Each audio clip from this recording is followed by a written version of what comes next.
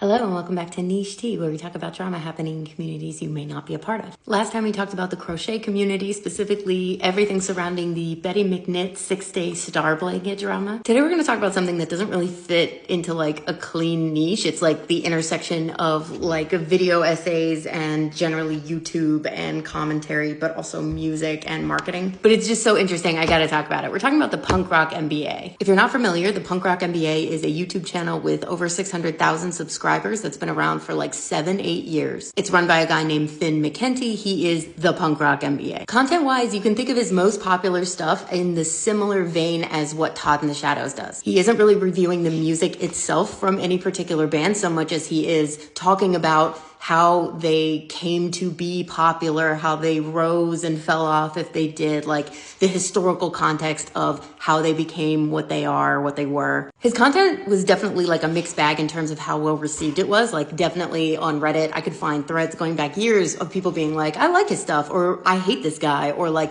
just very mixed. So what happened? This year, he decided to quit YouTube. And that in itself is really not a big deal. That happens all the time, right? But then recently, he ended up doing an interview with a guy named Jesse Lee, who does music, news, commentary as like a podcast and that type of stuff. He's a creator as well. In this interview, Jesse asked Finn directly, like, what drove you wanting to kind of get off YouTube and kind of move on to the next thing? Like, what does that look like for you, etc. Finn then proceeds to say to Jesse that actually he does not give a shit about music at all. He doesn't like most of the bands that he covered. He doesn't enjoy making any of that content. He only did it for financial gain purposes. He met his financial goals. He's thrilled that he does not have to keep making this content, and basically like called everyone bitches on the way up. Jesse even says as part of the interview, like, oh, you're the guy that like knows all this stuff. I couldn't do what you do. And Finn responds, no shit.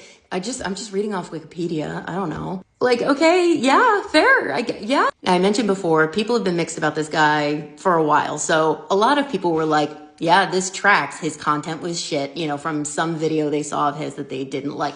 I did not watch the videos. Sorry. I couldn't possibly, knowing what I know now. But suffice to say, there were a good number of people who were like, oh, he's a grifter? Yeah, that tracks. And of course, a lot of jokes about like, what did you expect from the guy named the Punk Rock MBA? As an MBA, if you're unfamiliar, is a Master's in Business Administration. It's kind of like the final goal in capitalism from an education standpoint. And punk rock is fairly anti-capitalist and anti-establishment. So the idea of a punk rock MBA is like, kind of eye roll from the get-go. And for the most part, this is what people are talking about. Like, okay, guy with a big YouTube channel, turns out he was a grifter. And that on its own is even now, embarrassingly, only semi-interesting because it's not uncommon with YouTubers. But just having heard some of the quotes from this interview, I went and watched it, and please go watch the interview. Please, it's so weird. First of all, you can literally see Jesse, like the light behind his eyes just start to pale and burn out as he listens to Finn talk, because Jesse is an actual music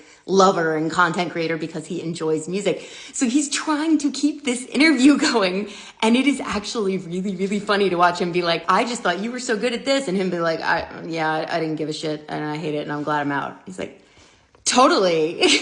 Anyway, so it's rough. But also there are a lot of things in that interview that are not getting enough traction, in my personal opinion. The big thing that I keep getting caught on, and this is obviously my opinion, and it's just that if you listen to this interview, to me, it seems very clear that he wanted to be successful in YouTube in an entirely different field and is actively resentful of even his own subscribers for not supporting him in that and only supporting him when he started to talk about music. Like, for example, when they were talking about how he would choose what content to cover, what bands, etc., he said what you would expect. Like, he started by making the channel about marketing, not about music. But then that didn't get any traction. So he started broadening out. And since he had called himself the Punk Rock MBA because he likes that music, so he started making music-focused videos. And of course, he would start with bands that he really liked, but then he would find that there was just a content gap for some other bands, like whatever, like literally Fall Out Boy, I think he said. So he made just a basic video about Fall Out Boy, even though he doesn't care. That did really well.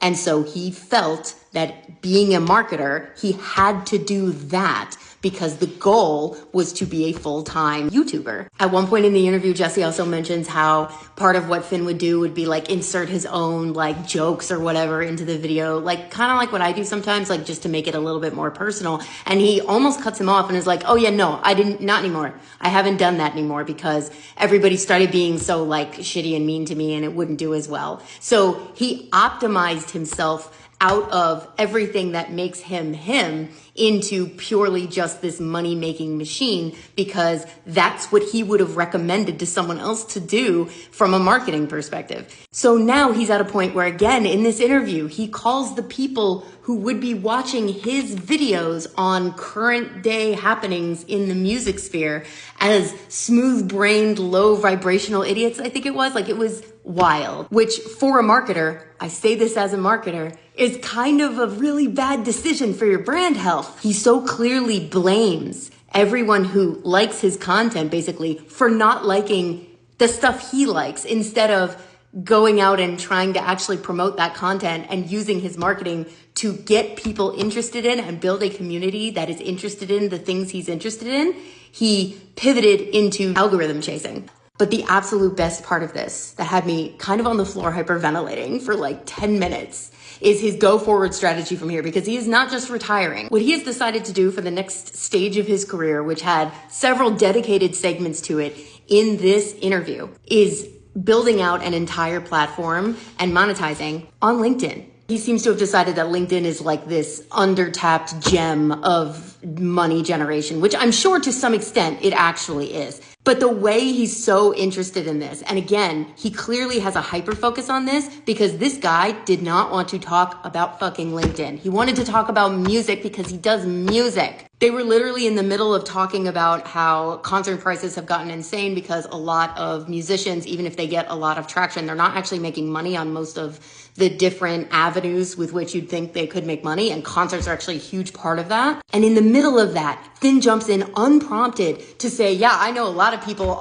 with like 10,000 followers on LinkedIn and they're making more money than that. Hello? That's how the topic got introduced in the conversation. That's how he snuck it in there, real smooth like. MBA then goes on to say that LinkedIn has like all the smartest, richest, most successful people on it, and they're all making tons and tons of money. News to me. And you can't monetize on LinkedIn, so immediately it's like, well, what do you do? And he's basically going into coaching. Like, he's gonna be like every other dude who sends you like cold emails and like markets by constantly posting on their LinkedIn feed. If you're on LinkedIn, you know what I'm talking about. And they all want you to buy some seminar. He said his is $3,000, and it's of course about like social marketing, making content, whatever, probably meant for small businesses, but it's such a fascinating turn. And this is very interesting to me beyond just how fucking weird it is for two main reasons. One, he talks about it as though it's been successful for him, and he stopped making YouTube content actually like a few months back, so I assume he's already made this switch. But it is an entirely different thing to become popular on YouTube, where people don't pay for your content if they don't want to. They still have access to a lot of it, versus something like a $3,000 B2B, you are helping a small business, or like you're being hired as a consultant, especially for thousands of dollars. Like, that's a way harder sell. So I'm very interested to see if he's going to be successful there. And two, he's so clearly so passionate about it. Like, it's really funny near the end of the interview, or while he starts talking about it, you can see I'm looking at him.